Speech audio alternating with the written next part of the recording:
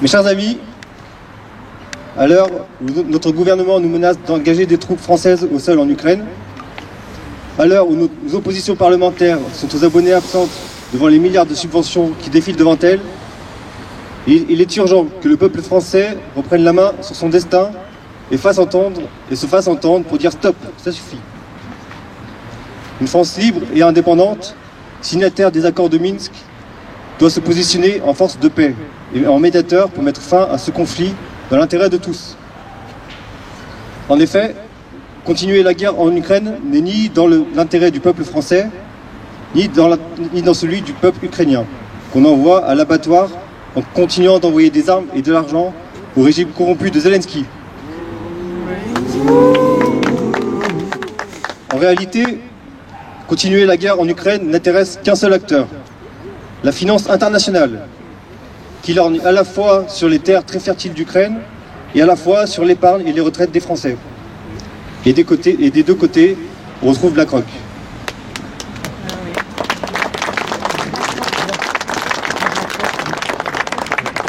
Un événement heureux pour la paix a récemment pris de panique nos dirigeants bellicistes. L'élection de Donald Trump, qui se pose également comme un acteur de paix dans le monde. Car oui, continuer la guerre en Ukraine n'est pas non plus dans l'intérêt du peuple américain, vous l'aurez compris.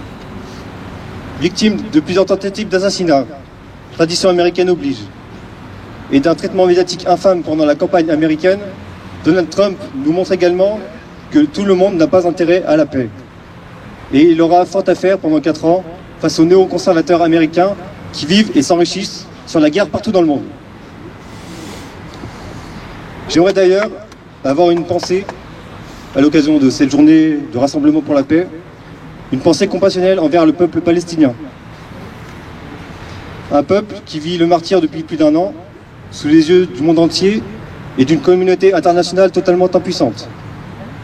Impuissante au point que l'ambassadeur israélien à l'ONU s'est permis de broyer symboliquement la charte des Nations Unies à la tribune des Nations Unies. Une provocation indigne qui met en péril l'équilibre du monde, l'équilibre et la paix dans le monde.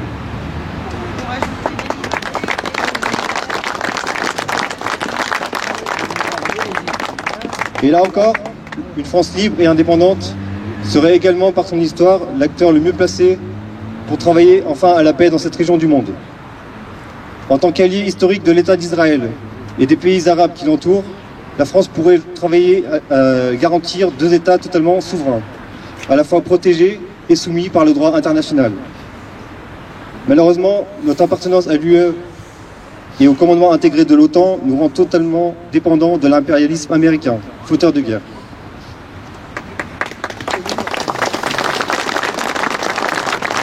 Alors nous, en France, que peut-on faire pour sortir de ce cercle infernal de la guerre? Dans un premier temps, il est urgentissime de censurer au plus vite ce gouvernement Barnier afin de pousser Macron à la démission. Oui. Démission, Macron, démission. Macron, démission. Macron, démission. Macron, démission. Macron, démission. Mais une simple démission de Macron ne suffira pas à rendre à la France sa grandeur et sa diplomatie. La France ne pourra être audible dans le monde qu'en étant totalement souveraine, c'est-à-dire en sortant de l'Union européenne par le Frexit et en sortant totalement de cette machine à guerre qu'est l'OTAN. Alors pour la paix, crions-le également, sortons vite de l'OTAN. Sortons vite de l'OTAN. Sortons vite de l'OTAN. Sortons vite de l'OTAN. Sortons vite de l'OTAN. En réalité, cette nouvelle poussée de fièvre belliciste de nos dirigeants n'est que le symptôme d'un système à l'agonie, qui n'a plus que la guerre à proposer au peuple pour tenter de se sauver. Telle une bête mourante qui pousse ses derniers cris, la Macronie tente de détourner notre attention en montrant du doigt un ennemi extérieur, la Russie.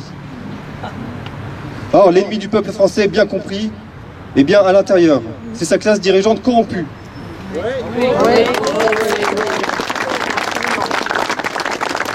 Des gilets jaunes, aux paysans, en passant par la manif pour tous, les bonnets rouges, les enseignants, les pompiers. Les révoltes populaires se succèdent, se rapprochent et doivent maintenant converger pour montrer au monde que le peuple français est de retour. Il en va de la survie de la France et de la paix dans le monde. Vive la résistance, vive la paix et vive la France libre.